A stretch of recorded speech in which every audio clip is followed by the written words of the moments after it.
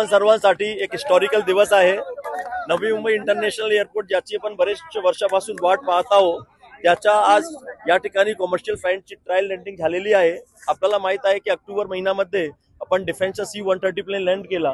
आपला एअरपोर्टचा जो रनवे आहे तो पूर्णपणे 3700 मीटरच्या पूर्णपणे सज्ज आहे, तयार आहे।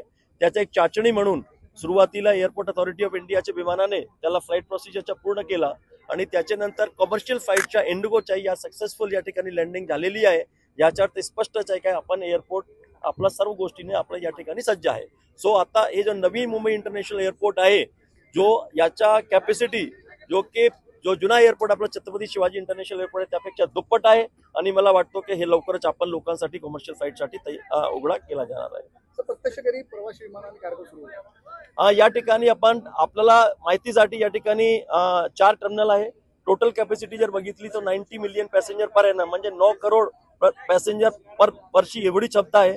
जो प्रेझेंट जो एअरपोर्ट आहे छत्रपती शिवाजी इंटरनॅशनल एअरपोर्ट त्याच्यापेक्षा दुप्पटच आहे।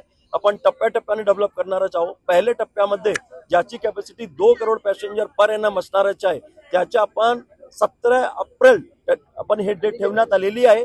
ज्यात 17 एप्रिल पर्यंत आपला तो एअरपोर्ट टर्मिनल बिल्डिंग आहे, रनवे आहे, लाइटिंग सिस्टम आहे, इतर फील्डची सर्व गोष्टी आहे। तर 17 एप्रिल पर्यंत सर्व गोष्टी या ठिकाणी आपण तयार करणार आहोत। अनेक वेळेला डेडलाईन दिल्या गेलेली आहे, जवळपास तिसरी किंवा चौथी डेडलाईन असेल। तुम्ही 17 एप्रिलची डेडलाईन शेवटची निश्चित होणार आहे असं आता एक बघा, आपण या ठिकाणी काम गेल्या 8-10 दिवसामध्ये जर 8-10 महिन्यामध्ये बघितलं, एअरपोर्टच्या फार प्रमाणामध्ये गती आलेली आहे। या ठिकाणी खूप मोठ्या अडचणी होती, ते सर्व अडचणी दूर करून आपल्या माहितीसाठी C-130 डिफेन्स प्लेनची लँडिंग केली, कमर्शियल प्लेनची लँडिंग केली, रनवे तयार आहे, टर्मिनल बिल्डिंग आपल्या समोर दिसत आहे।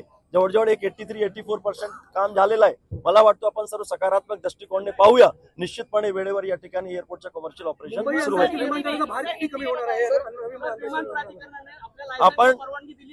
आपण जसं सांगितलं की आता जो छत्रपती शिवाजी इंटरनॅशनल एअरपोर्ट आहे त्याची capacity 45 million passenger per annum आहे, त्याच्यापेक्षा दुप्पट कॅपॅसिटी आहे आणि आमच्याकडे या ठिकाणी 2 रनवे आहे।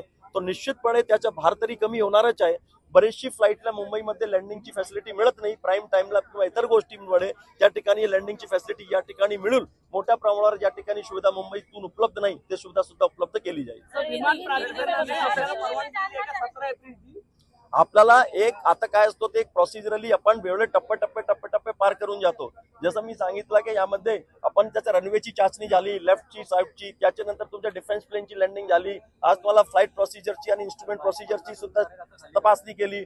DGCA साहेब, डायरेक्टर जनरल सिव्हिल एव्हिएशन स्वतः या ठिकाणी ते इंडिगोच्या विमानात बसून आलेले आहे। एअरपोर्ट सुरू करताना फार चाचण्या घ्यावी लागतो, बिकॉज स्वच्छतेच्या दृष्टिकोनातून आवश्यक सुद्धा असते, एक प्रोसिजरचा भाग असतो। आपण प्रत्येक टप्प्यामध्ये वेळेवर हे पूर्ण करत आलेलंच आहोत। आज हेही सक्सेसफुल झालेलाच आहे। त्यामुळे पुढे आता याचे नंतरच आपण एरोड्रॉम लायसन्ससाठी दाखल करणारच आहे। तो त्याच्यानंतर एरोड्रॉम लायसन्ससाठी आहे, त्याच्यानंतर ते आपल्याला परवानगी देणार, त्याची सुद्धा चाचणी होणार, सिम्युलेटर टेस्ट होणारच आहे। त्याच्यानंतर काय एअरनॉटिकल एअर प्रोसिजर असतो, मला ते डॉक्युमेंट पब्लिकेशन असतो, ते पूर्ण जगभरामध्ये की हे कधी सुरू होणार ते पण माहिती सुद्धा देणार। खूप लांबी चौडीचे प्रोसिजर आहे।